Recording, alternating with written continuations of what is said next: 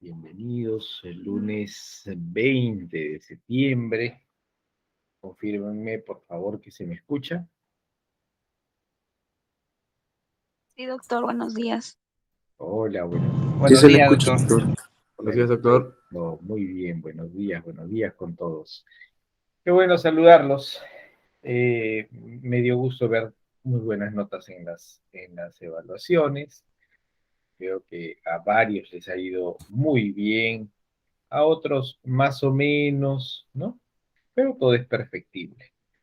Eh, ¿Tendrán alguna duda en cuanto al examen, a la evaluación? ¿Quisieran revisarlo?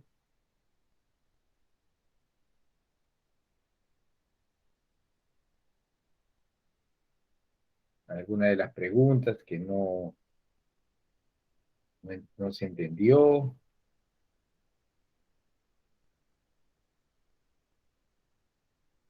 Estoy proponiendo hacerles una retroalimentación.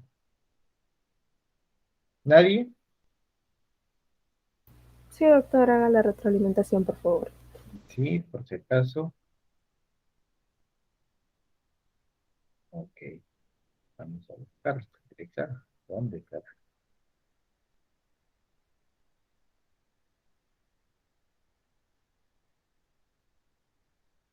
Bien.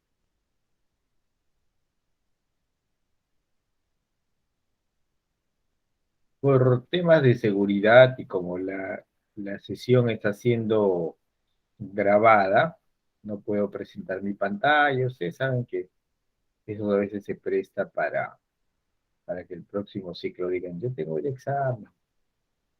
Voy a dar las preguntas y respuestas, ¿ya? ¿Está bien? Solamente por un tema, vuelvo a repetir, de seguridad, ¿no? Porque si no van a decir, yo tengo la grabación donde estaba el examen para los compañeros del próximo ciclo, cuando todos los ciclos cambian sustancialmente las preguntas, pero eso hay que evitarlo, ¿ya? Entonces, igual lo voy a exponer. Dice, mecanismo más común de penetración de fármacos. El más común es la difusión simple, la difusión pasiva, la que no tiene gasto de energía, la que se da eh, por la gradiente de concentración, de donde hay más a donde hay menos, ¿no? Esa es una difusión pasiva.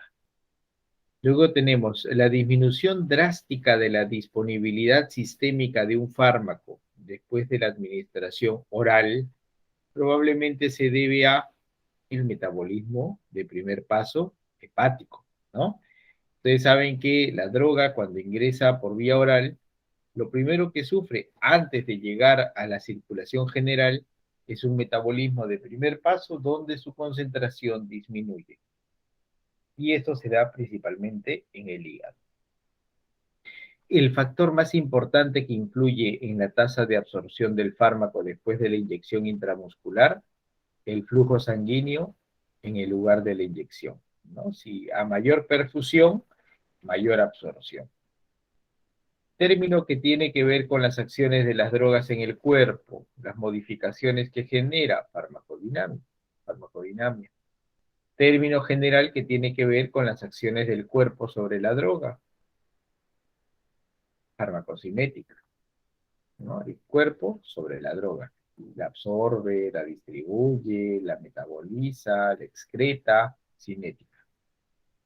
Medios por los cuales se terminan los efectos fisiológicos debido a los procesos dependientes de AMP cíclico. ¿Cómo podemos terminar aquellos procesos que están regulados por AMP cíclico? Degradándolo, ¿no? Entonces, degradación de AMP cíclico. Característica o características de muchos receptores farmacológicos. Ahí eran las dos características que había, ¿no? Estos receptores de fármacos suelen ser proteínas e interactúan con pequeñas moléculas endógenas que cumplen funciones reguladoras. Eso es real, ¿no? Porque pueden trabajar con moléculas pequeñas como neurotransmisores, por ejemplo, endógenas. ¿Esos receptores se describen como receptores fisiológicos? Sí, también. ¿Por qué? Porque recordemos, por ejemplo, el beta 1, el alfa 1, ¿no? Son receptores fisiológicos. Y con los fármacos modificamos la acción.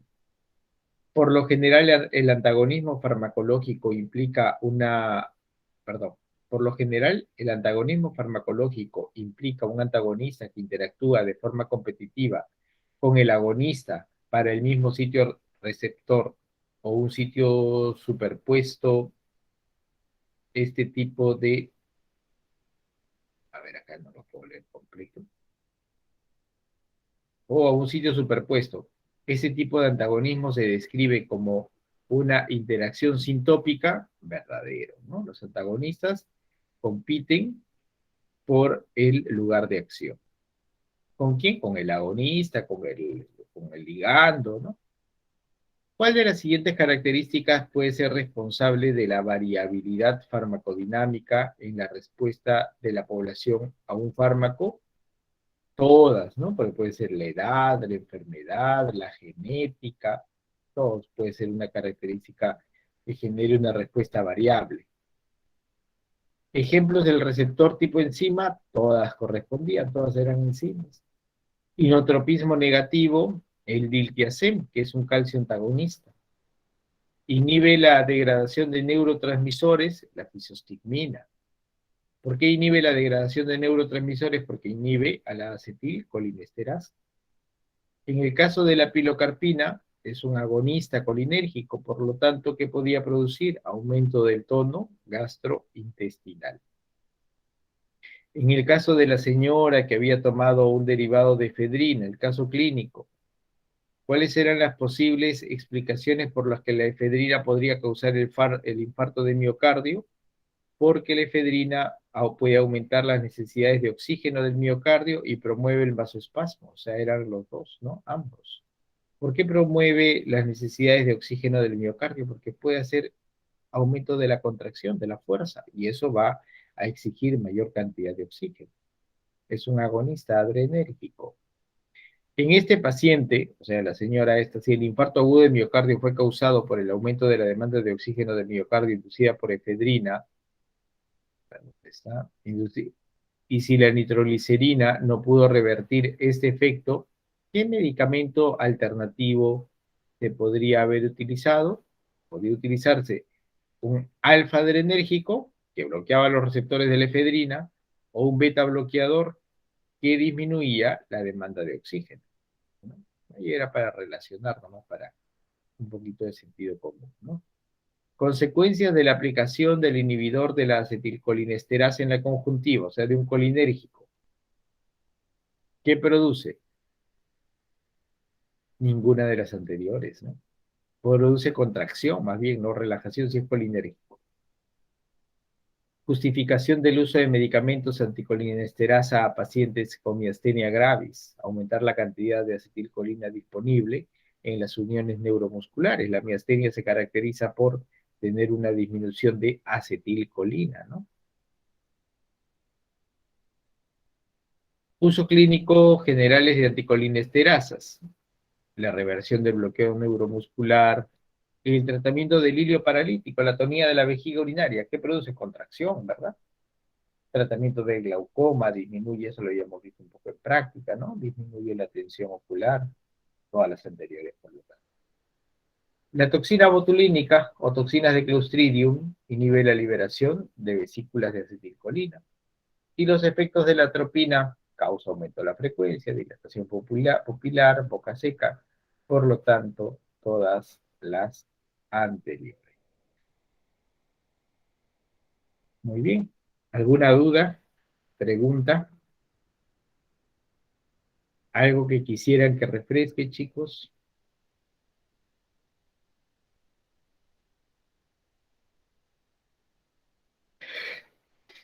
¿Todo bien? Todo claro. Muy bien. Gracias, Eduarda. Entonces, desarrollamos nuestra clase de hoy. Es una clase muy bonita. Y les voy contando, ¿no? Mientras que se animan a prender sus cámaras. Vamos a tomar asistencia, ¿verdad? Antes que me gane el banner ese desactive.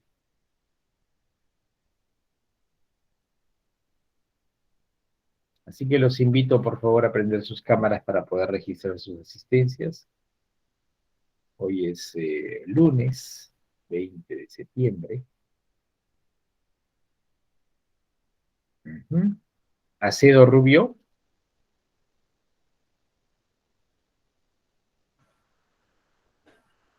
Profesor, ¿se me escucha? Sí, muy bien, Anita. Aguilar Estación.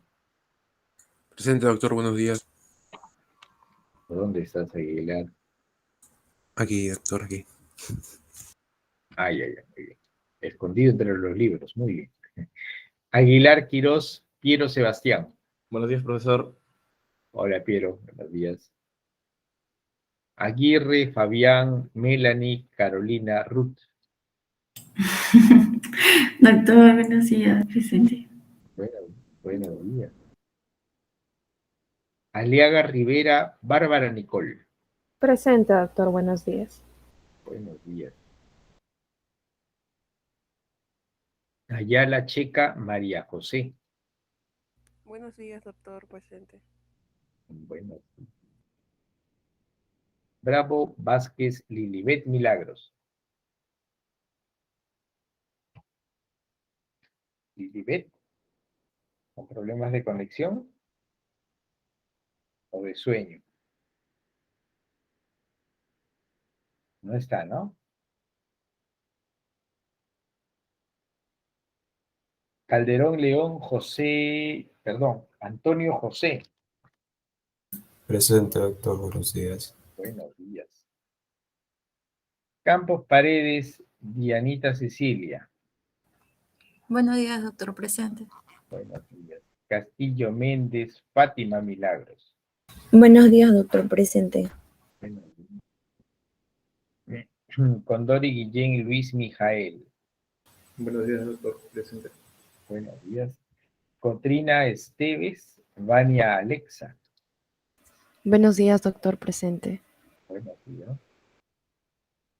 Dueñas Díaz, Kevin Ángel. Presente, doctor, presente. Buenos días.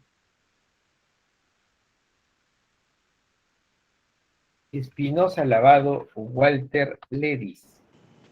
Buenos días, doctor, presente.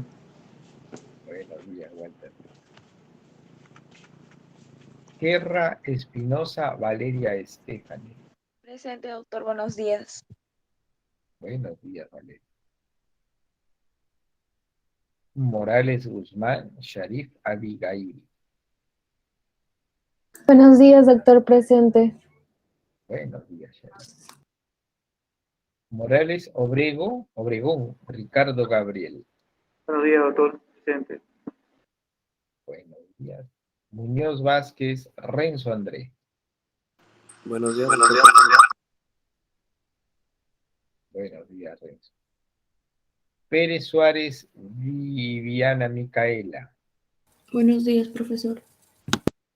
Buenos días. Pozo Guerrero, María Rosa. Buenos días, doctor, presente. Buenos días, María Rosa. Quinde segundo, Elda Lorena. Presente, doctor. Buenos días. Buenos días, Elda. Quirós Lagos, Grace Cristina.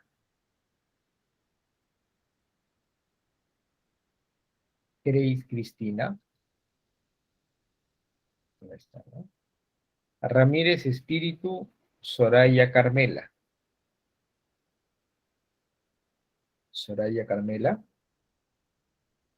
Por favor, avísenle que tiene por lo menos 3 faltas consecutivas, el 6, el 13, el 20, o no responde en el momento que se le llama. De repente participa en la clase y no coincide con el llamado de la asistencia. Ramírez Salazar, Consuelo Elena. Doctor, buenos días, presente. Buenos días. Robles Pucutay, Elías Emanuel. Buenos días, doctor, presente. Buenos días. Rodríguez Coral Colbert. Buenos días, doctor, presente. Buenos días. Rojas Llantas, Catherine Rosario. Presente, doctor, buenos días. Buenos días. Timoteo Foronda, Kenny Fabricio. Presente, doctor, buenos días. Buenos días. Tinoco Osorio Eduarda Jarumi. Presente, doctor. Buenos días. Buenos días. Ulferreto Alejandra. Buenos días, doctor. Presente. Buenos días. Cuscatuya Oshin Heidi Judith. Buenos días, doctor. Presente. Buenos días. Ventura La Torre Nayeli Nicole. Buenos días, profesor presente. Hola, ¿cómo estás? Ventura La, perdón, ya presente. Filcapoma Sedano Clímaco Joseph. Buenos días, doctor presente.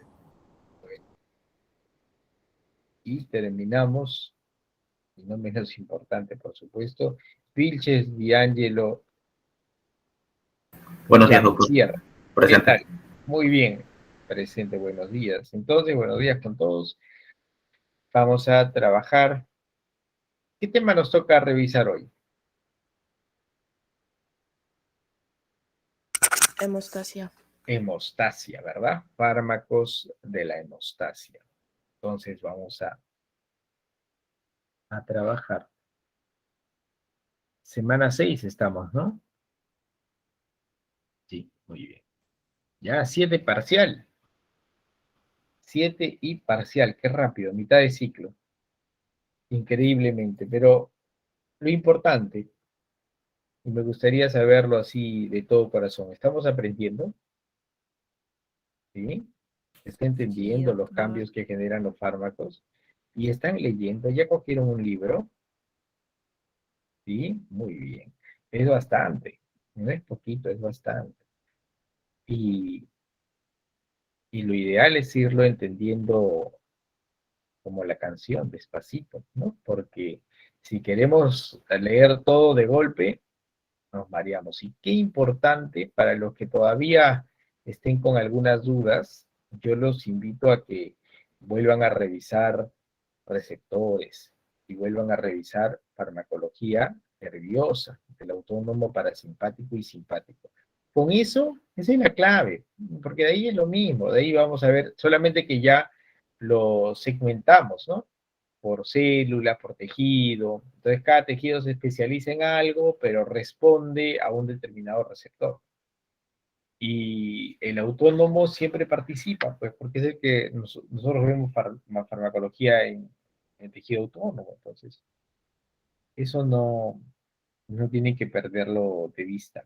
Por ejemplo, esta semana en la práctica se han preparado unos talleres bien bonitos de farmacología de los anticonvulsivantes. Ya con eso vamos cerrando completamente farmacología del autónomo, de los anticonvulsivantes y del bloqueo neuromuscular, que es súper importante que ustedes lo tengan en cuenta. Vamos a hacer en práctica un pequeño cálculo de dosis para entender cómo se calcula la dosis a un modelo de experimentación. Claro que al final del curso tenemos una práctica ya netamente de cálculo de dosis, ¿no? Un taller de cálculo de dosis más amplio, pero ahora sí, para ir respondiendo a la práctica, vamos a hacer digamos, una dinámica de cálculo de dosis que es súper fácil. Calcular una dosis es súper sencilla. Y no, por lo menos desde mi experiencia, no con la fórmula, hay una fórmula para calcular la dosis, pero si nos confundimos en una variable de la fórmula, nunca sacamos bien el volumen. Entonces les vamos a enseñar de la manera de cómo se llega a esa fórmula. Esa fórmula es un resumen de 2 reglas de 3 simples. Entonces va a estar bien bonita la práctica. Y van a tener que trabajar bastante, que es lo más importante, ¿no? Nos vamos a tener ahí minuto a minuto trabajando. Muy bien, vamos a, entonces, la clase, ¿no? Hemostasia. ¿Por dónde estará la clase de hemostasia? Acá está. Debemos entender que la hemostasia es un proceso fisiológico y que busca evitar la pérdida de sangre, ¿no? Ese es su principal,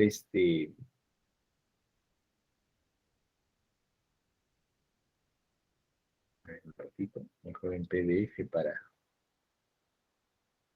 acá está.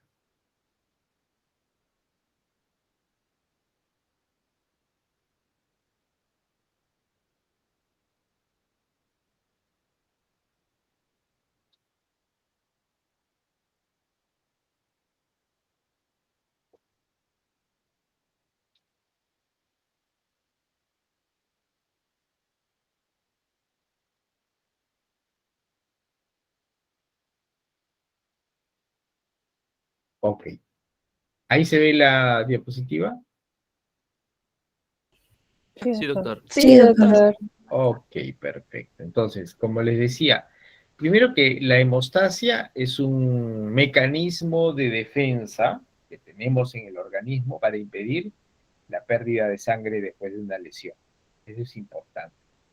Y acá intervienen fisiológicamente, esto es fisiología, interviene la dinámica del flujo, los componentes de la pared vascular, las plaquetas y las proteínas del plasma. Entonces, si nosotros entendemos estos 4 momentos tan importantes, entenderemos y aplicaremos muy bien la farmacología de los fármacos hemostáticos. ¿Por qué?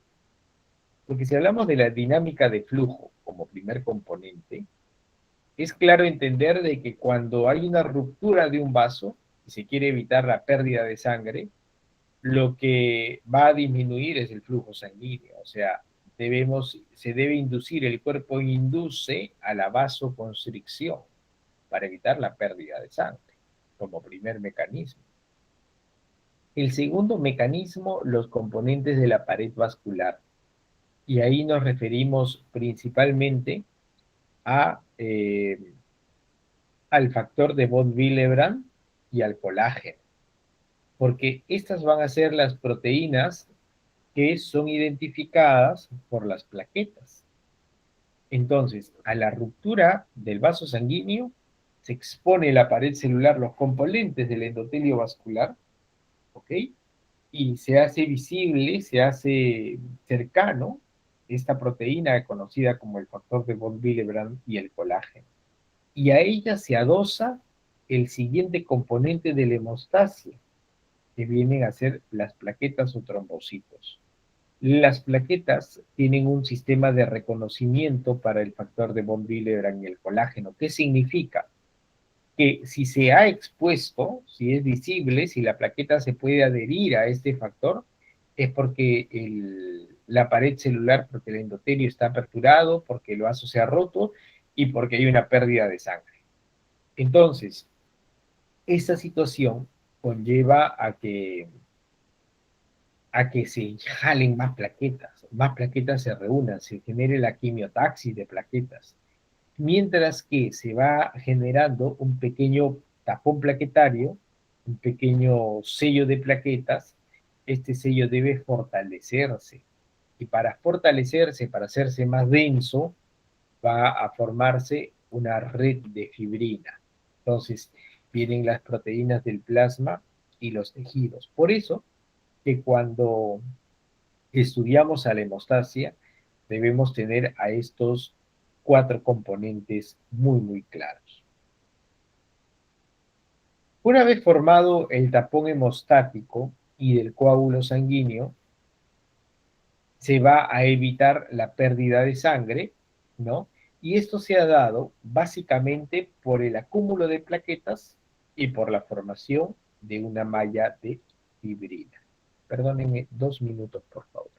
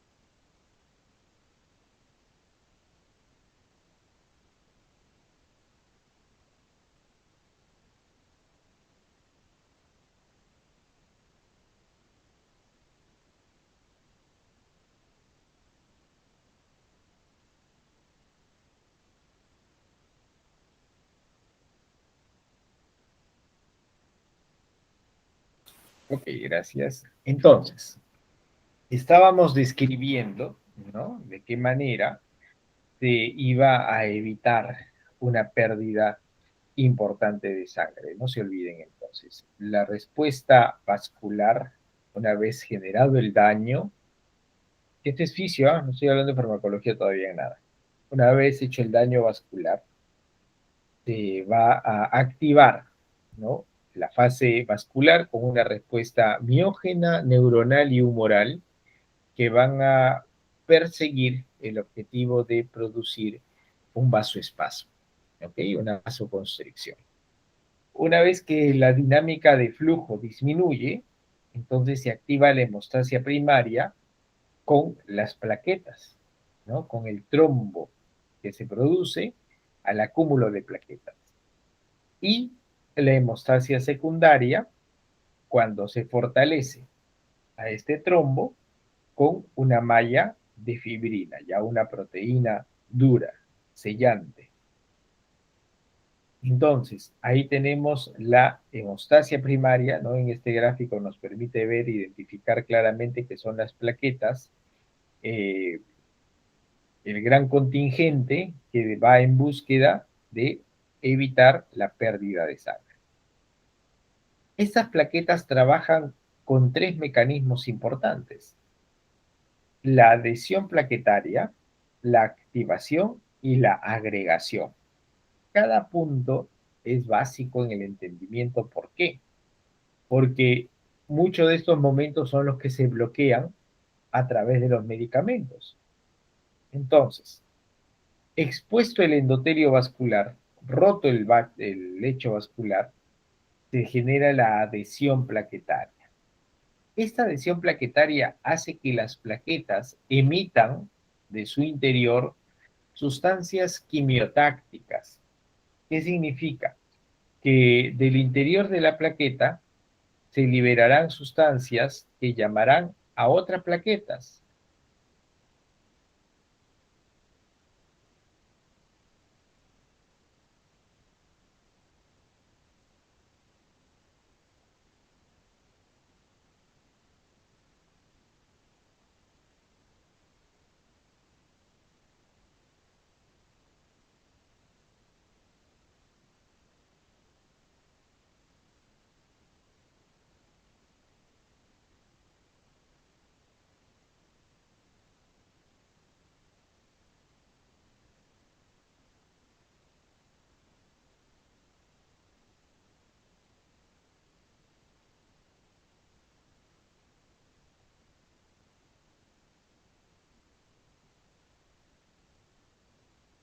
Bueno, entonces hablábamos de que se emiten sustancias como serotonina, tromboxanos, ¿sí?, serotonina, tromboxanos y AMP. Esas sustancias generan el llamado de más plaquetas. A eso se le llama activación plaquetaria. Y entre ellas comienzan a unirse a través de, acá vemos, por ejemplo, ¿no?, la adhesión plaquetaria. El factor de von Willebrand, el colágeno, que genera que la plaqueta se una, ¿ok?, se una a este factor y se dé una unión entre plaquetas. Esta es la activación y agregación plaquetaria, ¿ok? La agregación plaquetaria básica, la activación plaquetaria que va a generar agregación plaquetaria, ¿no? Son tres momentos. Entonces, la activación se va a dar cuando se unan entre ellas a través de los autorreceptores 2B3A que presentan y la liberación de sustancias quimiotácticas que estimulan a calcio. ¿Qué quiero decir? De que la agregación plaquetaria es dependiente de calcio.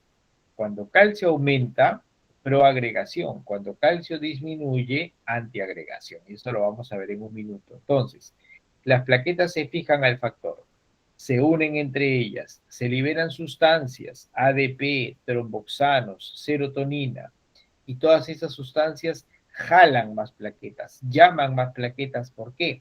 Porque activan metabolismos intracelulares que aumentan los iones calcio en las plaquetas. Y cuando aumentamos los iones calcio en la plaqueta, generamos proagregación.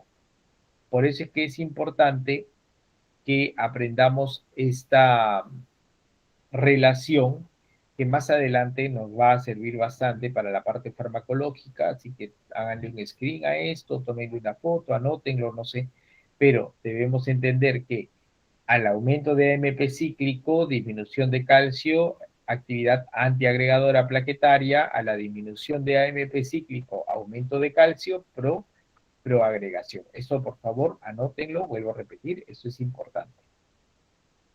Hasta aquí, entonces, hasta el trabajo plaquetario, que es fisiológico. ¿Alguna duda, alguna pregunta? ¿Todo claro?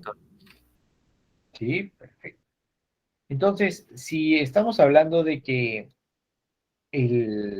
la hemostasia es tan importante fisiológicamente, porque a quién no le va a interesar dejar de perder sangre, ¿no?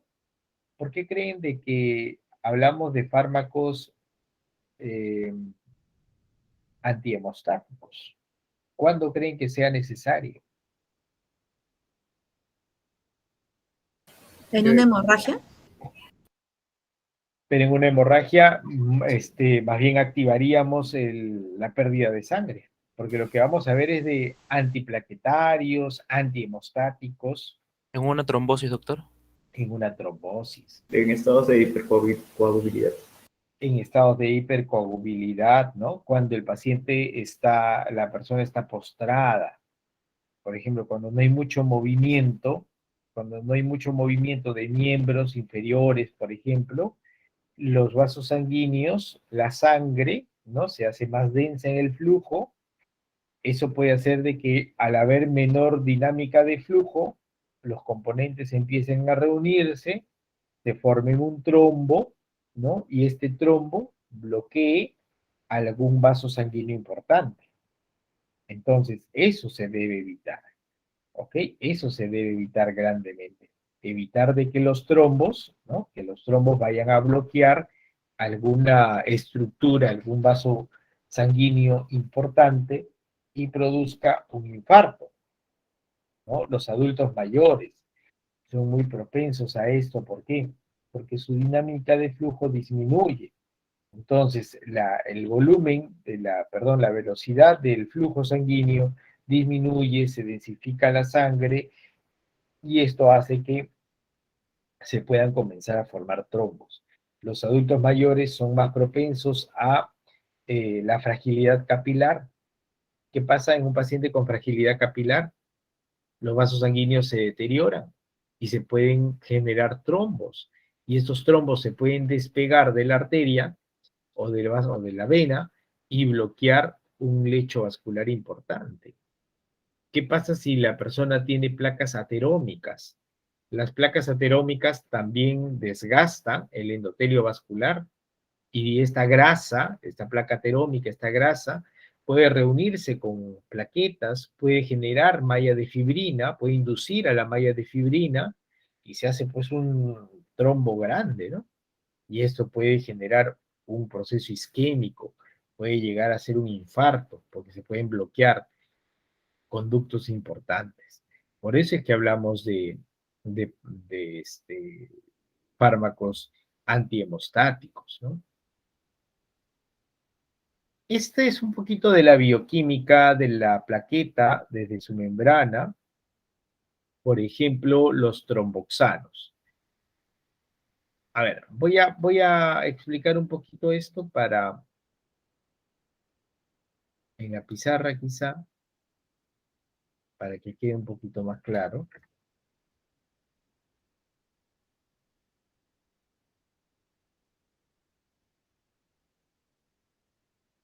A ver, observemos. Yo les había dicho que la plaqueta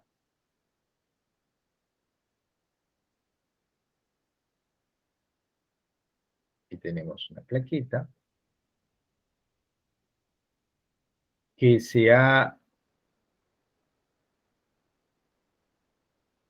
ha encontrado una ruptura, ¿no? Bueno, la plaqueta es muy grande, ¿no? Pero no importa, para la explicación está bonita. Entonces, esta plaqueta debe evitar la pérdida de sangre. Y para esto se adosa al factor de von Willebrand que está expuesto y al colágeno, se une. Y esta plaqueta va a llamar a sus amigos plaquetarios, ¿no? ¿Cómo? Llamando más plaquetas. Para eso, ¿qué libera? ADP, serotonina y tromboxanos A2, ¿verdad?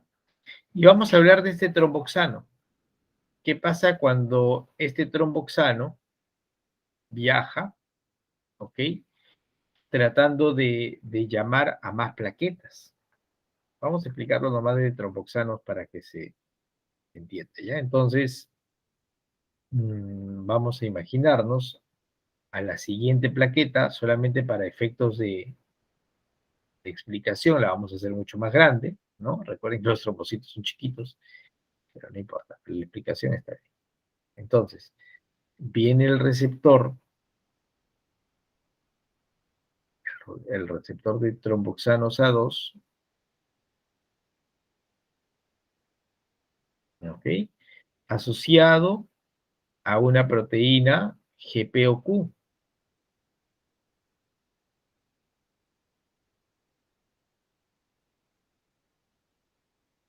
Y entonces, ¿qué sucede cuando el tromboxano A2 activa al receptor de tromboxanos A2 en la plaqueta? Se activa la fracción alfa. Ya sabemos que la dinámica de la proteína GPQ es fosfolipasa C, inositol trifosfato, tetrafosfato, diacilglicerol. ¿Y a qué inducen estas sustancias? Aumento de calcio. Al aumento de calcio. Y si nosotros recordamos la relación anterior que les había dicho, el aumento de calcio en el trabajo plaquetario es proagregación. Entonces, ¿qué va a suceder? Se van a comenzar a unir entre ellas. Se generan enlaces fuertes a través de unos autorreceptores, que son los autorreceptores 2B3A. 2B3A. 2B3A. Y entonces, esto hará que esta plaqueta libere, ¿qué cosa? ADP, serotonina y tromboxano. serotonina y tromboxanos A2. Y estos llamarán a más plaqueta y entonces todos irán a un primer bloqueo. ¿Ok? Irán a un primer bloqueo que se llamará tapón de la hemostasia primaria o tapón plaquetario. Y esto se va a fortalecer posteriormente ya con la activación de la hemostasia secundaria y la formación de la red de fibrina. Entonces, cuando nosotros hablamos de fármacos que van contra la hemostasia o antihemostáticos, serán aquellos que o trabajen sobre la plaqueta, sobre la hemostasia primaria, o trabajen sobre la red de fibrina, para evitar que esta proteína se forme, se condense y genere pues el tapón de fibrina. Para evitar, como les digo, el desprendimiento de este trombo y que bloquee una arteria importante. ¿Estamos claros hasta ahí? Sí, doctor. ¿Sí? Sí, doctor. Ok, entonces hagan un screen a esto para... Voy a borrar. Doctor, una consulta. Sí. Por ejemplo, en el caso del ácido acetil salicílico, que se le atribuye como un antiagregante plaquetario, ¿en dónde actuaría? Justamente eso es lo que ahorita iba a explicar. Me voy a adelantar un poquito, pero es importante que eso lo enlacemos ya con la farmacología, si no voy a hacer una clase de fisiología, y no es mi especialidad. No me gusta hablar de lo que no sé. Entonces, vamos a, esto que les he explicado me servía para hablar de justamente el ácido acetil salicílico. Voy a borrar, ¿ya? Voy a borrar acá. Entonces, ¿qué es lo que sucede en el organismo? Sucede en la plaqueta. Debemos entender que el tromboxano es un metabolito del ácido araquidónico.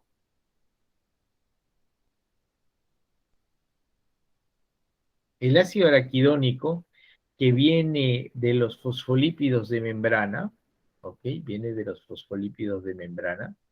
Este ácido araquidónico forma tromboxanos A2, y ustedes me dirán, pero no es que formaba prostaglandinas. Sí, forma prostaglandinas, prostaciclinas, tromboxanos, leucotrienos. O sea, el ácido araquidónico es un sustrato importante para la formación de muchos autacoides, ¿no? Y aquí trabaja la enzima que de repente nosotros la hemos visto para el diseño de prostaglandinas, sí, también, pero ahora nos va a servir para tromboxanos. Después del parcial hablamos todo lo que es dolor, inflamación, así que ahí la veremos en su plenitud, ¿ya? En su plenitud. Ahorita la vamos a tocar desde el punto de vista de formadora de tromboxanos A2.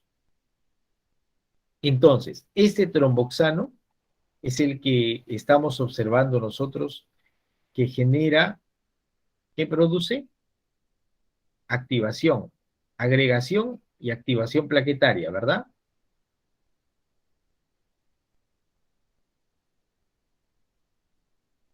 ¿Todos estamos de acuerdo hasta aquí, por favor?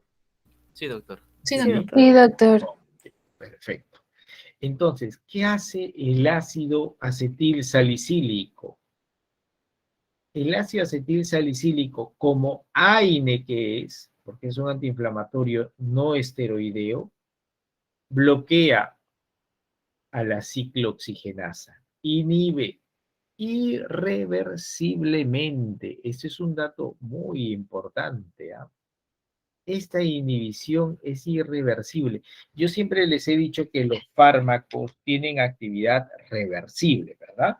Trabajan un tiempo, generan una modificación, luego se separan y se metabolizan y excretan.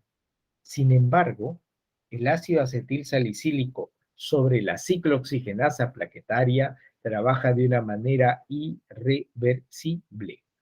La bloquea, la inhibe, y esa plaqueta entonces no tiene la capacidad de formar ¿qué? De formar proteínas, doctor. ¿De formar qué cosa? Tromboxanos. Tromboxanos, ¿verdad? No va a tener la posibilidad de formar tromboxanos. Por lo tanto, el ácido acetil salicílico será un agregante o un antiagregante plaquetario. Antiagregante. Antiagregante. ¿Verdad? Tiene una función de antiagregante plaquetario. ¿Hasta aquí estamos bien? ¿Sí? Por eso es que se recomienda tanto, dice, ¿no? Si fumas, tomas, tienes más de 40 años, o sea, todos los factores que te pueden inducir al riesgo de un infarto, dice, usa aspirina 100, cardioaspirina, que es la marca, ¿no? De la aspirina, o sea, del ácido acetil salicílico, a una concentración que cumple con actividad antiplaquetaria. Dice los estudios de biodisponibilidad del ácido acetil salicílico que 31 miligramos en sangre es suficiente para tener actividad antiplaquetaria. ¿Cuántos miligramos vienen en una pastilla de aspirina? La aspirina normal, regular. 500 miligramos. ¿Cuánto se toma para un dolor de cabeza? 1000 miligramos. Pero para alcanzar una actividad antiplaquetaria, con 31 miligramos en sangre es suficiente. Por eso es que se toma 100 miligramos, 81 miligramos, una dosis bajita. ¿Por qué? Porque ustedes saben que, claro, parte se deteriora, metabolismo de primer paso, Entonces no se toma nunca 31 miligramos, sino va a llegar menos a sangre. Pero con asegurar 30, 50 miligramos en sangre es suficiente para conseguir esta actividad irreversible en la plaqueta. ¿Qué significa? Que esas plaquetas no van a funcionar en todo su esplendor.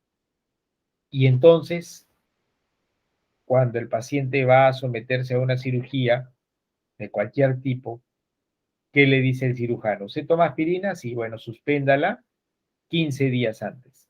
¿En cuántos días hacemos renovación plaquetaria?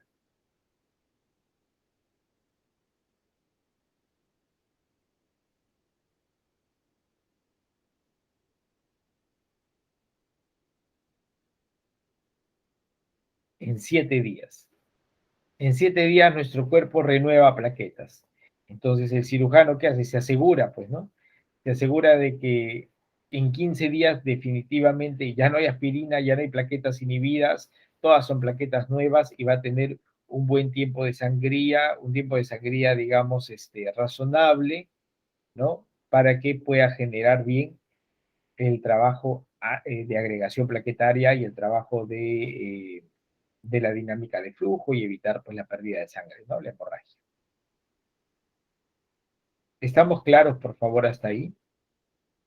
Sí, doctor. ¿Sí? Entonces la farmacología entra ahí, ¿no? En la fisiología, cambia algún proceso. Cambia algún proceso, por eso es importante entenderlo desde el enfoque fisiológico. ¿Ya? Muy bien. Entonces ya después vamos a hablar más ampliamente de los fármacos, pero por ahora quería hacer esta intervención farmacológica, porque como les digo, mi clase no es fisiología, ¿no? Entonces, estamos acá, y eso más o menos es lo que les he explicado, ¿no? De los tromboxanos, se observa al lado superior derecho, aquí está el tromboxano alcanzando el receptor de membrana, la proteína GPQ, activación de fosfolipasa C, inositol trifosfato, diacilglicerol, y esto que estimula liberación de calcio del retículo sarcoplásmico, del sarcómero. Y este aumento de calcio es el que produce al más llamado plaquetario, ¿no? La serotonina igual, miren, la serotonina, la trombina, igual tienen su receptor en membrana, receptor asociado a una proteína GPQ, activación de fosfolipasa C, inositol trifosfato, que estimula la liberación de calcio. ¿Alguna duda? ¿Hasta aquí? Todo claro, doctor. Perfecto. Todo claro, doctor. Muy bien, gracias. Entonces, una vez que se ha desarrollado, se ha generado el tapón plaquetario, viene la cascada de coagulación activa, ¿no? O la hemostasia secundaria con la transformación de la trombina, del fibrinógeno en fibrina a partir de la activación de protrombina en trombina. Esto es una cascada que ustedes la conocen. Yo no voy a ingresar a la cascada de coagulación, pero sí describir que la coagulación tiene pues una vía intrínseca, una vía extrínseca y que alcanza a una vía en común, que es la activación de la red de fibrina a partir de la trombina. Entonces, lo mismo, ¿no? El activador de protrombina, la activación de la trombina, y recién ahí ingresamos propiamente a la farmacología de los anticoagulantes. Como vuelvo a repetir, el objetivo de los anticoagulantes es evitar la generación de un trombo y el bloqueo de una arteria importante. Cuando hablamos de la farmacología anticoagulante, la describimos en inhibidores indirectos de la trombina, directos de la trombina, e inhibidores orales o anticoagulantes orales. ¿Por qué hablamos de inhibidores indirectos de la trombina? Por la siguiente razón. Vamos a verlo. Y aquí encontramos a heparina y a fondaparinux, ¿no? Que es un derivado sintético. En el caso de la heparina es un glucosaminoglicano producido, ¿no? En las células cebadas, en los mastocitos. Y de acuerdo a su condición química, la heparina puede ser de alto peso molecular, llamada también heparina no fraccionada, o de bajo peso molecular, heparina fraccionada, que es la que más se utiliza, ¿no? En realidad, la heparina de bajo peso molecular. Como les decía, la heparina es un glucosaminoglicano que se encuentra en los gránulos secretores de las células cebadas, de los mastocitos, y por su forma química, que es un azúcar finalmente, no se administra vía oral. Siempre la heparina se debe administrar vía parenteral, porque al ser un azúcar se degradaría si ingresara vía oral, ¿no? Entonces siempre van a ver ustedes que la administración es parenteral de la heparina. El mecanismo de acción, salvo algunas modificaciones que le puedan hacer a la estructura, que se evite la hidrólisis, ¿no? El mecanismo de acción es activar a la antitrombina, ¿ok? El mecanismo de acción es activar a la antitrombina. Y una vez que se activa a la antitrombina, se genera, ¿no?, el bloqueo de la formación del fibrinógeno en fibrina. Pero eso lo voy a explicar mejor en la pizarra para que no se tenga ninguna duda. Un minuto, por favor.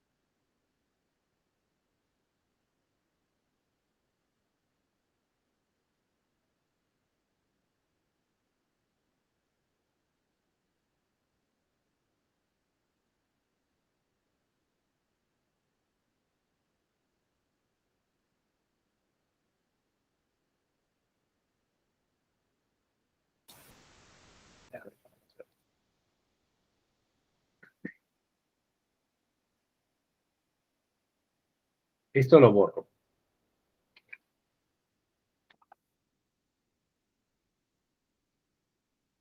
Muy bien. Entonces, yo les decía, ¿no? Vamos a reconocer un poquito la parte final de la cascada de coagulación, a tenerla en cuenta, en donde el factor 10 pasa a ser el factor 10 activado, ¿cierto? Y este factor 10 activo, que es dependiente de calcio, a partir del 5 activado, que viene del factor 5, 5A, 5A, el 5A con el 10A, ¿qué permiten? El paso de protrombina a trombina. Eso es, de protrombina a trombina, que es el factor 2. Y esta trombina, ¿qué genera? Activa el factor 1, fibrina genera. El fibrinógeno en fibrina. Muy bien. Es de fisiología. Entonces, desde el enfoque farmacológico, debemos considerar lo siguiente. La heparina, o las heparinas, hemos descrito que son anticoagulantes indirectos de la trombina. ¿Qué quiero decir? Aquí. La heparina la habíamos clasificado en de dos tipos. heparina de bajo peso molecular, ¿ok? Y heparina no fraccionada o heparina de alto peso molecular. La heparina no fraccionada, ¿ok? La heparina no fraccionada activa, ojo, activa a la antitrombina 3,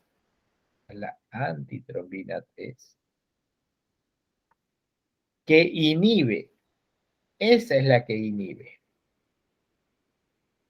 la antitrombina 3 que inhibe al factor 10A y al factor 2A. Esta es la heparina no fraccionada. Y la heparina de bajo peso molecular, esta activa, también activa, a la antitrombina 3 que inhibe al factor 10A. Entonces, la heparina tiene una actividad directa o indirecta. Indirecta, doctor. Indirecta. Indirecta. Porque estamos observando que la heparina activa. Fíjense, la heparina en sus dos modelos activa. ¿A quién activa? A la antitrombina.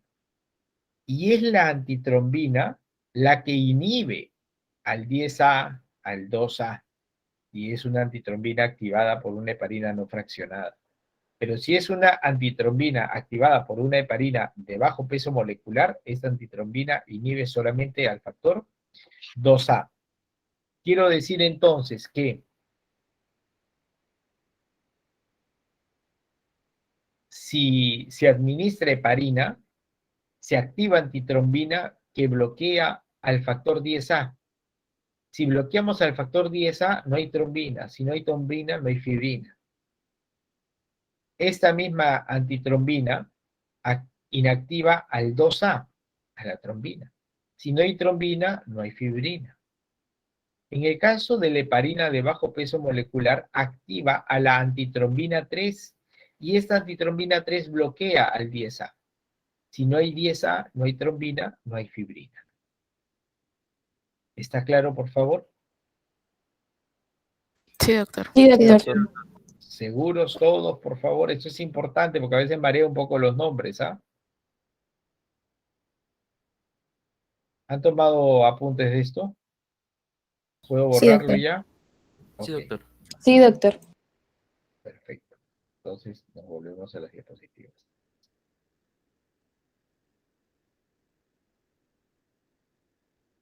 Entonces, hablábamos de una heparina no fraccionada y otra de bajo peso molecular, ¿no? Aquí está lo que yo les contaba de la antitrombina 3.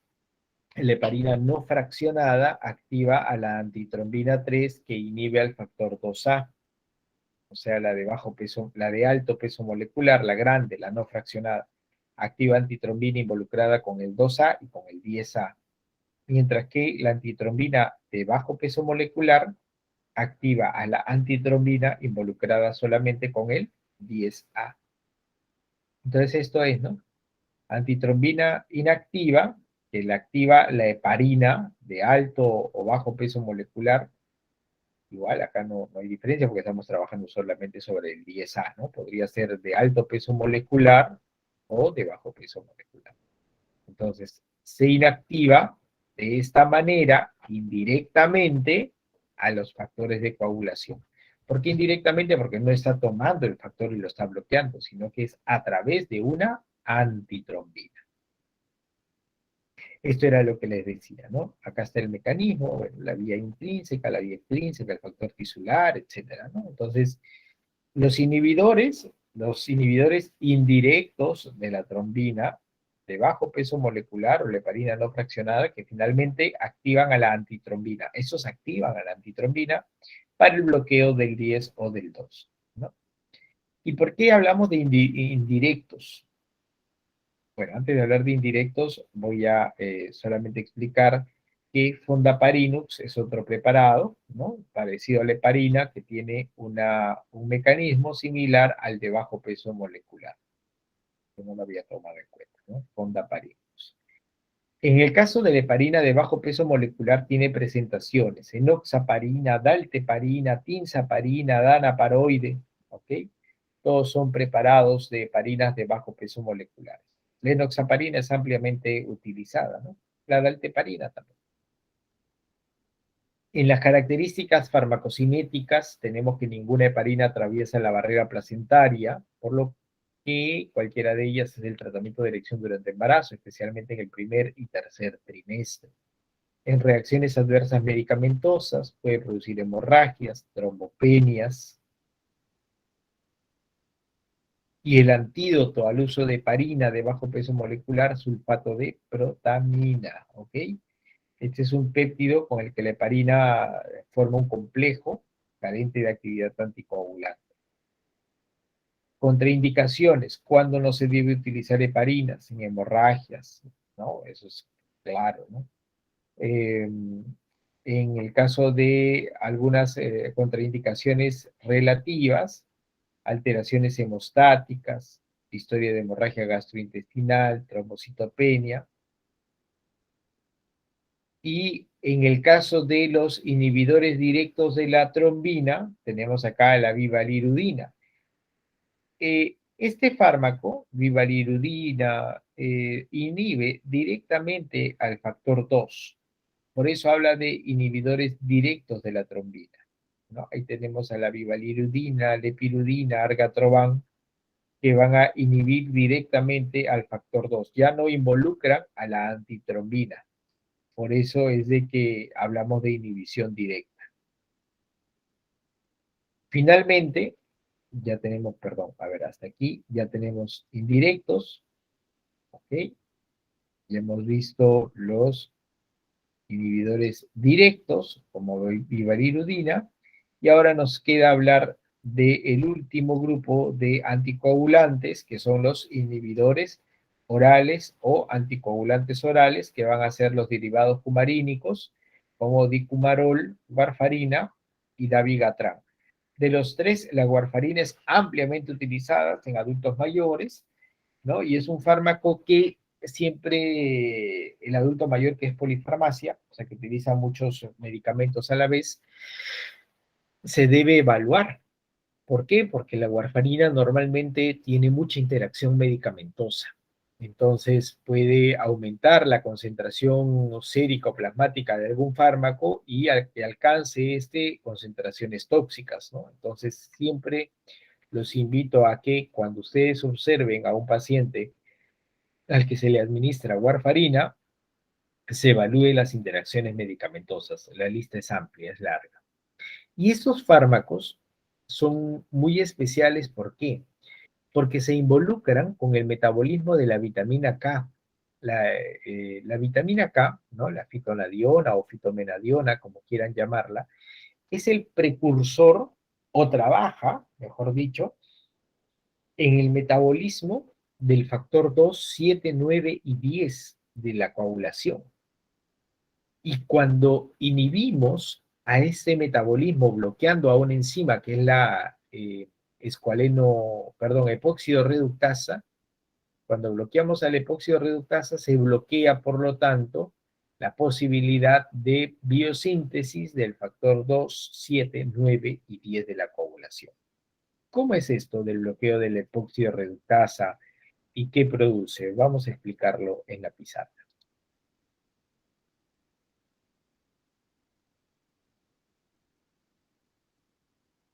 Sabemos que los factores de coagulación son proteínas, ¿verdad? Son proteínas. Entonces, vamos a poner acá, para entendimiento nomás, factor inactivo, o precursor y factor, ¿ya? Precursor y factor. ¿Qué significa? De que el precursor debe pasar a ser un factor listo, preparado. ¿Estamos claros? De precursor a factor, de limón a limonada, ¿sí? Ok. Entonces, de precursor a factor. Pero para que se dé este proceso, se necesita que la vitamina K, ¿ok? La vitamina K pase de una condición reducida, ¿ok? De una vitamina K pase de una condición reducida a ser una vitamina K, perdón, una vitamina K en función oxidada, ¿ok? Entonces, el proceso de óxido-reducción de la vitamina K facilita o cataliza a que el precursor pase a ser, ¿qué cosa? Factor de coagulación. ¿Qué factor? Factor 2, factor 7, factor 9 o factor 10. ¿Hasta aquí estamos claros? Sí, doctor. ¿Sí? Sí, doctor. ¿Seguros? Ok. Sí, doctor. Entonces, Doctor, ¿puedes repetir esa parte, por favor, de nuevo? claro, claro que sí, no hay problema. Les decía yo que la vitamina K se oxida, ¿no? Cambia molecularmente. Hay un redox, hay una oxidación de la vitamina K. Esta oxidación de la vitamina K, este proceso, permite que el precursor del factor se vuelva factor. ¿Ok? Se dé la activación del factor, la formación del factor. Pero esto se ha logrado gracias a que la vitamina K ha cambiado su conformación química. O sea, son momentos complementarios, por decirlo de alguna manera, ¿no? Son complementarios. La vitamina K se metaboliza, la vitamina K se oxida, el factor se produce. ¿Esto está claro? Sí, doctor, gracias. Sí, Ok, doctor. perfecto. Ahora, esta vitamina K debe regresar a ser vitamina K reducida. ¿Para qué? Para que nuevamente se oxide y se forme otro factor. O sea, formamos el 2, esta vitamina K se reduce nuevamente, luego se oxida, formaremos el 7, esta vitamina K oxidada pasará reducida, de reducida se oxida, formamos el 9, la vitamina K oxidada se reduce, y cuando se reduce se vuelve a oxidar, forma el 10, entonces así hacemos una dinámica metabólica, un ciclo, ¿no? Y aquí interviene una enzima que le permite pasar de oxidada a reducida, que es la epóxido reductasa. Epóxido reductasa. ¿Y qué hacen los derivados cumarínicos? Bloquean al epóxido reductasa. Si se bloquea al epóxido reductasa, el precursor no llegará a ser ¿qué? Factor. Claro, ¿por qué? Porque si se bloquea el epóxido reductasa, con un derivado cumarínico, la vitamina K oxidada no pasará a ser vitamina K reducida. Y si ya no pasa a ser vitamina K reducida, no pasará a ser oxidada. Por lo tanto, estamos bloqueando a este metabolismo. No va a haber factores de coagulación.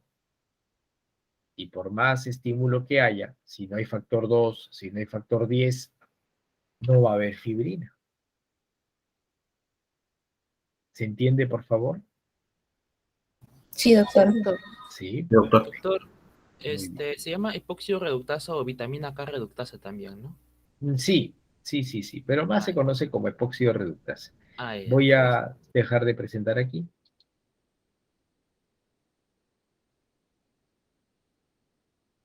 Entonces, esto era lo que más o menos les trataba de explicar, ¿no? La vitamina K reducida pasa oxidada, generándose pues la formación de los factores, ¿no? Factor 2, ya saben, 2, 7, 9 y 10. Entonces, aquí trabaja la epóxido reductasa, que puede ser bloqueada por los fármacos o derivados cumarínicos. En estos bloqueos se evita que la vitamina K oxidada pase a vitamina K reducida y se genere el ciclo. finalmente, los antiagregantes plaquetarios. En este caso, de antiagregantes plaquetarios, tenemos 4 niveles. Tenemos los inhibidores de los tromboxanos A2, que ya vimos, los derivados del ácido acetilsalicílico, los inhibidores del ADP, que es clopidogrel, los bloqueantes de los receptores 2B3A, que es tirofibán y ertifibátido, y los inhibidores de la fosfodiesterasa, como el dipiridamol. Entonces, vamos a ver cada uno de ellos para poderlos entender bien. Hasta aquí fue trabajo con factores de coagulación. Ahora ya trabajamos con la plaqueta propiamente.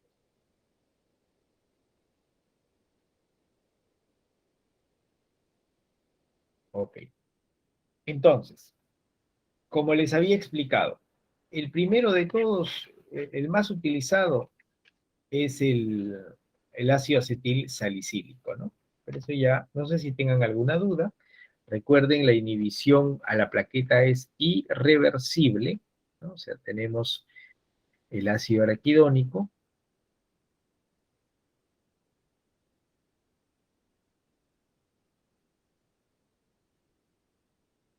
y este ácido araquidónico,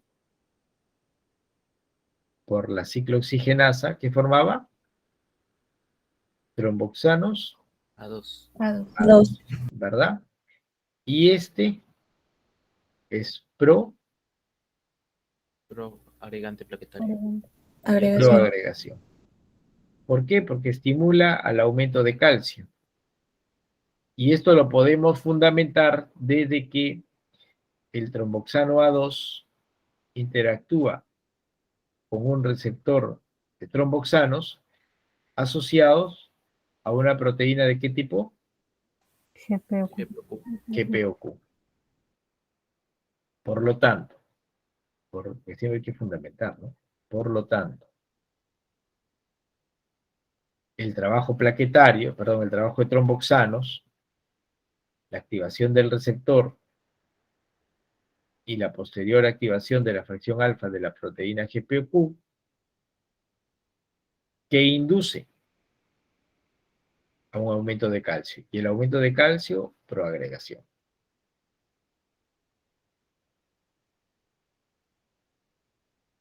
Receptor de tromboxanos A2. Y entonces, ¿qué hace la aspirina? Inhibe irreversiblemente por un proceso de acetilación, ¿ok? Por eso es el ácido acetil salicílico, acetila irreversiblemente a la ciclooxigenasa plaquetaria, haciendo que disminuya la forma de tromboxanos. Por lo tanto, si no hay tromboxanos, no habrá quien active al receptor, disminuye el calcio y eso es antiagregación plaquetaria. No se olviden que la concentración mínima para inhibir plaquetas es 31 miligramos. Entonces, en realidad cuando 100 miligramos, 200 miligramos de aspirina, 381 miligramos, eso es más que suficiente, ¿no? Con 100 miligramos ya está sobredosado, ya se entiende que parte se va a degradar en el metabolismo de primer paso. Entonces es suficiente para la activación, el trabajo antiplaquetario, ¿no? Por eso dicen aspirina 100, ¿no? De 100 miligramos. O la cardioaspirina, o cualquier presentación. ¿Alguna duda con esto, por favor? Todo claro, doctor. Muy bien. Vamos a ver a los inhibidores de la vía del ADP. Voy a borrar. Entonces, habíamos descrito que la pared vascular, cuando, ¿no? Ahí teníamos un corte, una ruptura, había liberación de sangre, pérdida de sangre, exponíamos el factor de von Willebrand, el colágeno, a este se unía la plaqueta, .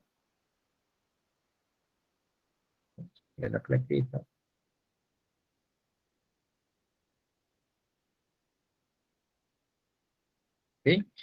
Y la plaqueta comenzaba a liberar, ya habíamos visto, serotonina,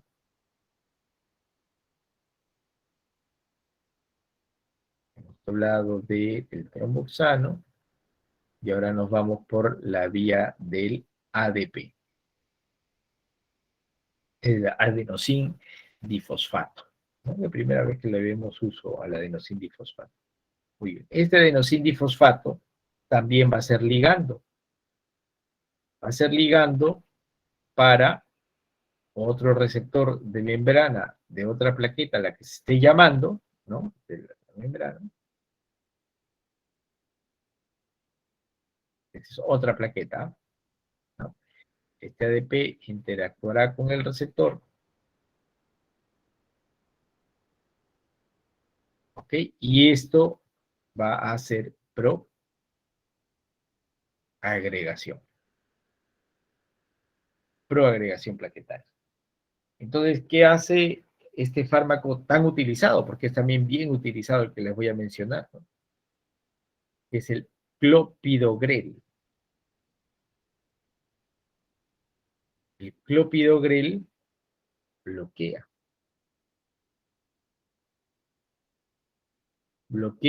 al receptor de la vía del ADP. Entonces, si el ADP no puede ingresar, esta proagregación, ¿a qué pasará?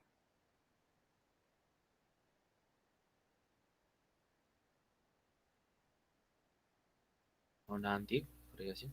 A una antiagregación. Doctor, una consulta, ¿ese receptor también está ligado a proteína GPOQ? Sí, por eso es que produce proagregación.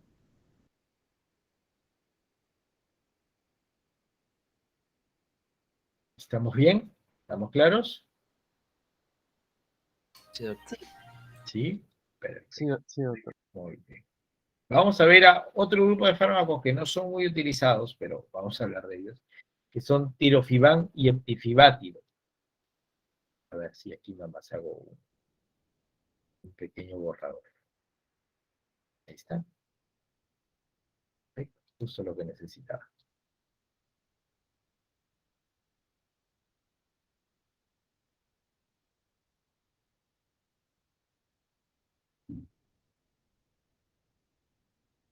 Entonces, si nosotros recordamos esta parte, decíamos, ¿no?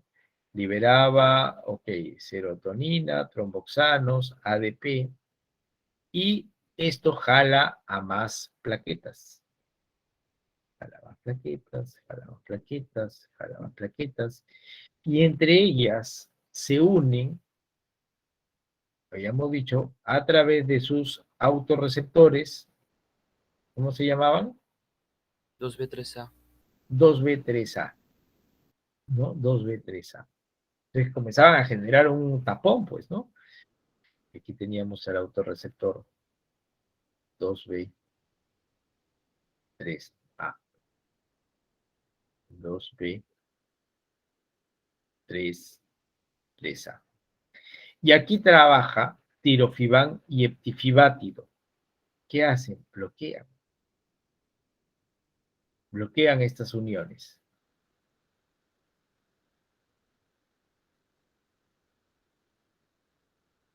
Tirofibán. Bloquean a las uniones. Si se bloquean a las uniones, ¿qué va a pasar ahí? ¿Qué opinan ustedes? ¿Se llegará a formar el tapón de plaquetas o no? No, doctor. No. No se va a formar el tapón plaquetario. ¿Y se inducirá la formación de la red de fibrina o no? No. Porque para que se active la hemostasia secundaria, tiene que activarse la hemostasia primaria. Y si no se activan más plaquetas, no van a activar nada más. Entonces, ese bloqueo del 2B3A será una actividad agregante o antiagregante plaquetaria. Antiagregante. Antiagregante plaquetaria, ¿no? Muy bien, voy a borrar. Voy a borrar.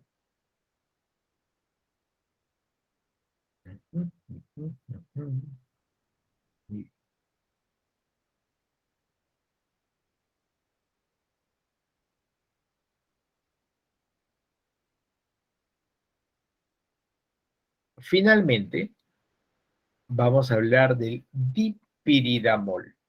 Pero para hablar del dipiridamol, es importante recordar la relación AMP cíclico.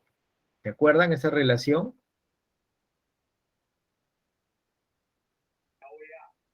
Al aumento del AMP cíclico, ¿qué pasaba? Disminuye calcio. Disminuye calcio. Muy bien, disminuye calcio. ¿Y eso qué es? Antiagregación. Eso es, antiagregación. Perfecto. Y lo contrario a la disminución del AMP cíclico, aumento de calcio, y esto es proagregación. ¿Por qué esta relación? Fíjense. En la plaqueta también hay trabajo, como cualquier célula, de todos los sistemas efectores, entre ellos el AMP cíclico, ¿no? Que induce, ¿ok? Induce, voy a bajar un poquito, ahí, induce al retículo sarcoplásmico, al sarcómero, ¿ok? Ese es el sarcómero.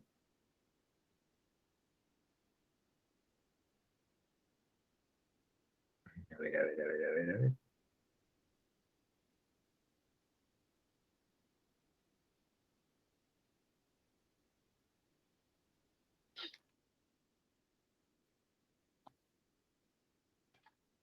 A ver, perdón, un ratito.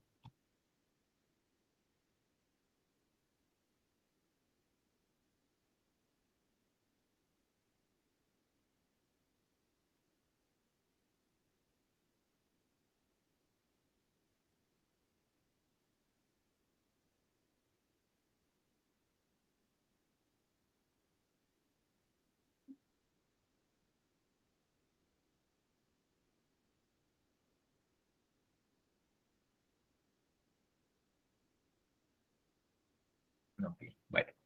Entonces, les decía, que no me he comido nada de la diapositiva. Este AMP cíclico induce a que en el sarcómero, este AMP cíclico induce a que en el sarcómero el calcio se almacene. Este es, por supuesto, estoy hablando en el interior de la plaqueta, ¿no? En el intracelular.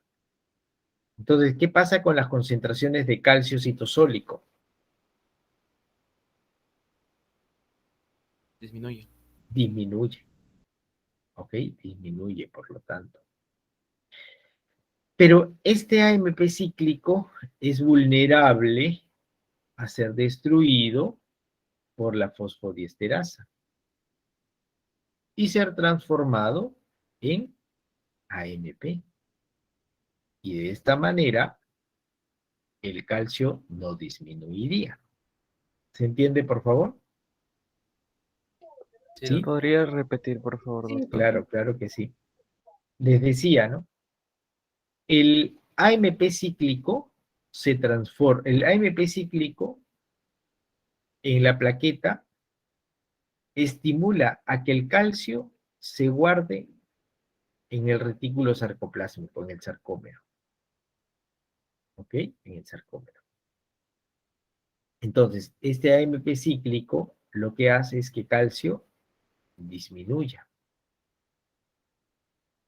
Por eso esta relación, ¿no? Por eso esta relación de aquí arriba. A mayor AMP cíclico, menor calcio, antiagregación. ¿Estamos claros? ¿Hasta ahí? Sí, doctor. Sí, doctor. Sin embargo, el AMP cíclico se puede degradar. Se puede degradar por esta enzima, fosfodiesterasa. Entonces, si el AMP cíclico se degrada, disminuye. Si disminuye, calcio aumenta. ¿Y esto qué produce?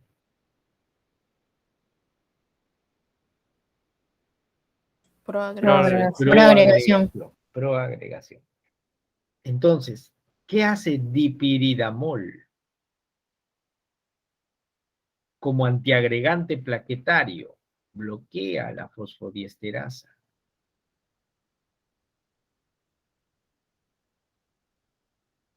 Bloquea la fosfodiesterasa. Y si se bloquea la fosfodiesterasa, ¿qué pasa con el AMP cíclico? ¿Aumenta o disminuye? Aumenta su Aumenta. Aumenta. Si AMP cíclico aumenta, si AMP cíclico aumenta, ¿qué pasa con calcio? Disminuye. ¿Y por qué disminuye? Porque se almacena en el retículo sarcoplásmico. Y si calcio disminuye, ¿qué respuesta tenemos? Antiagregación. Entonces, ¿qué cosa es el dipiridamol? Es un Agregante. agregante plaquetario.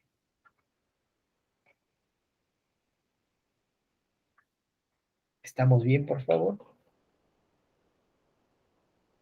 Sí, doctor. Sí, doctor. Muy bien. Sí, doctor. Muy bien. Entonces, volvemos. ¿No? Tromboxanos A2, inhibidores de los tromboxanos A2 por bloqueo de ciclooxigenasa, ácido acetil salicílico. Inhibidores de la vía del ADP, clopidogrel. Bloqueantes de los autorreceptores 2B3A de la plaqueta, tirofiban y eptifibat. E inhibidores de la fosfodiesterasa, dipiridamol, ¿no? Entonces acá está más o menos lo que les he explicado de los tromboxanos. Acá está lo del AMP cíclico también, ¿no? El AMP cíclico activa la proteína quinasa y la proteína quinasa estimula, ¿no? Al almacenaje de calcio, la fosfodiesterasa que destruye, por lo tanto invierte. Los bloqueantes de los autorreceptores 2B3A, tirofiban y eptifibátido, y ahí se acabó. Y muy bien, no sé si tengan alguna duda, pregunta, por favor, consulta. Todo estuvo bien, doctor. ¿Perdón? Todo estuvo claro. Todo estuvo claro. Perfecto. Ya saben, ¿ah? Ahora vamos a ver un poquito de cálculo de dosis, ¿ya? Pero así nomás una pinceladita, ¿ya? Porque van a darse cuenta, es súper fácil, súper fácil. Porque esto va a servir para la práctica. Entonces, en práctica también vamos a ver una revisadita, pero si ya lo vemos acá, ya conmigo ya no lo revisamos, ¿no? A ver, por ejemplo, ¿qué volumen de diazepam, por ejemplo, se administrará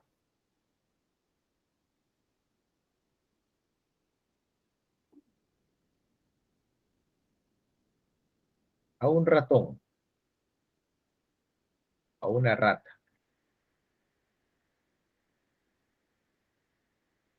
que pesa 300 gramos, una rata gordita, 300 gramos, punto. Dosis, por decir, 0,3 miligramos por kilo. Concentración de la forma farmacéutica. La concentración de la forma farmacéutica de repente viene a 5 miligramos, por decir, ¿no? Puede ser cualquier concentración la que nos dé. 5 miligramos en 2 mililitros, por decir. Muy bien. Entonces, acá vamos a trabajar siempre, o yo les sugiero que se trabaje siempre en 2 pasos. 2 pasos. 1, calculamos miligramos. Calculamos miligramos. 2, calculamos volumen. ¿Ok? ¿Cómo calculamos miligramos con la dosis? 0,3 miligramos en 1 kilo. 300 gramos en kilos, ¿cuánto es? 0,3, ¿verdad? Por lo tanto, 0,3 kilos, X miligramos. X miligramos, ¿a cuánto va a ser igual?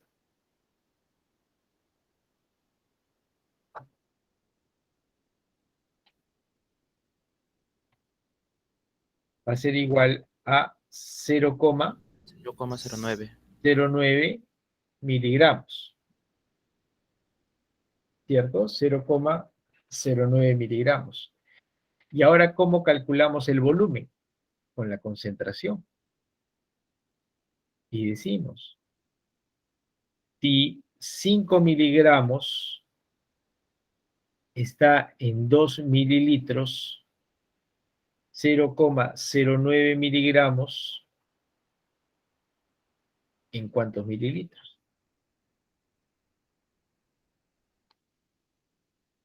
X será igual a 0,036 mililitros. Y ese es el volumen que le corresponde a la rata. Puede ser la rata, puede ser ratón, puede ser un pollo, puede ser una persona. ¿Se entiende, por favor? Sí, doctor. Doctor, Sí, en este doctor. cálculo ya está incluida la biodisponibilidad, ¿verdad? Ya, por supuesto. Eso ya siempre está incluido. Ah, ya. Ese dato nos lo da la industria farmacéutica, pero ya investigación y desarrollo, que es un área de la industria, ya lo calculó, ya lo tabuló, ya está en la dosis. Nosotros no tenemos que incorporar nada.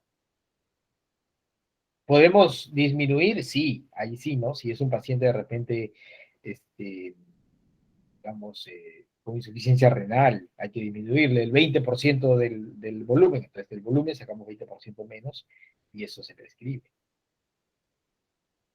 ¿No? Pero ya son casos. Pero esta forma general de hacer cálculo de dosis, ¿se entiende? Sí, doctor. Sí, doctor. ¿Un ejercicio más? Sí, doctor. Sí, pero vamos a tener un montón doctor, por por hacer. favor. Hay toda una clase de cálculo de dosis, no se preocupen, sino para la práctica de esta semana se necesita, por eso quedamos con el profesor aquí que explicarlo, ¿no? A ver, ¿qué volumen de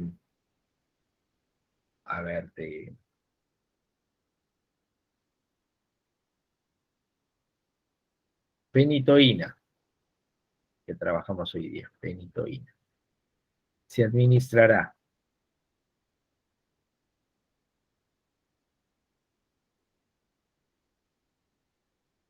a una rata de peso 260 gramos. Punto. Dosis. Me voy a inventar la dosis, ya, pues no me acuerdo la dosis. Dosis, de repente 4 miligramos por kilo. Concentración de la fenitoína. Siempre que se ponga entre corchetes, eso significa concentración, ¿ya? Siempre entre corchetes es la concentración. Concentración, vamos a ponerle 6 miligramos por mililitro. ¿Ya? Entonces, 2 pasos. Paso 1, ¿qué se hace? Calculamos Mililitros con dosis. Calculamos miligramos. Paso 2, Calculamos el volumen. el volumen. calculamos volumen. Paso 1, miligramos, para eso dosis. 4 miligramos por 1 kilo. Pesa 260 gramos, 0,26 kilos. X miligramos. X miligramos será igual a ¿cuánto? 1.04. 1.04. Muy bien, 1.04 miligramos. Entonces ahora calculamos el volumen. Si 6 miligramos están en 1 mililitro, 1.04 miligramos en X mililitros. X igual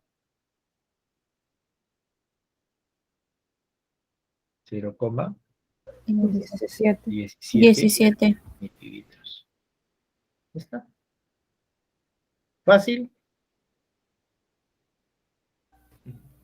Sí, doctor. Fácil. Sí. Muy bien. Perfecto. Tomaron foto, ¿no? No. Ya lo borré. El gato, ¿quién es? Walter, seguro. El gato Walter. Ahí está. ¿Listo? Gracias, doctor. Muy bien. ¿Dudas, preguntas de la clase de hoy? Entonces, anticoagulantes orales, derivados cumarínicos. Tenemos anticoagulantes indirectos de la trombina, como fondaparinux y las heparinas, tanto de alto peso molecular como de bajo peso molecular. Luego tenemos a los inhibidores directos de la trombina, ¿como quién? Vivalirudina, lepirudina, ¿no? Entonces, la anticoagulación se puede dar por una activación de antitrombina 3, activación, ojo, activación de antitrombina 3, y esto es una inhibición indirecta de la trombina. Podemos generar anticoagulación por inactivación directa de la trombina o por bloqueo del metabolismo de la vitamina K. Ese es por un lado, ¿no? Y por otro lado, podemos trabajar con antiagregantes plaquetarios, inhibidores del tromboxano A2, ¿como quién? El ácido acetil salicílico. Ácido acetil salicílico, inhibidores de la vía del ADP, como Clopidogrel. Clopidogrel, bloqueantes de los autorreceptores 2B3A. Tirofiban, muy bien. Y inhibidores de la fosfodiesterasa. Dipiridamol, parecen a la chinita que hacían los memes, ¿no? Dipiridamol, muy bien. Bueno, entonces, no sé si tengan alguna duda.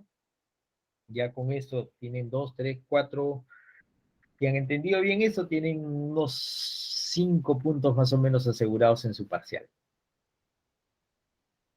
Por lo menos 0,5 ya tienen. Ahora, Sin miedo. Faltan unos 10 puntos de cardiovasculares, que son 7 puntos de antihipertensivos, 3 puntos de insuficiencia cardíaca, y unos 5 puntos más de antiulcerosos que vemos la próxima semana, 20 puntos, ya está. 20 en su parcial. Bueno, entonces ahí nos vamos a quedar el día de hoy. Me encuentro con los chicos de práctica más tarde. Vamos a trabajar anticonvulsivantes y bloqueantes neuromusculares. ¿Está bien? Gracias por su participación. Que tengan un bonito inicio de semana. Gracias, doctor. Gracias, doctor. Gracias, doctor. Gracias, doctor.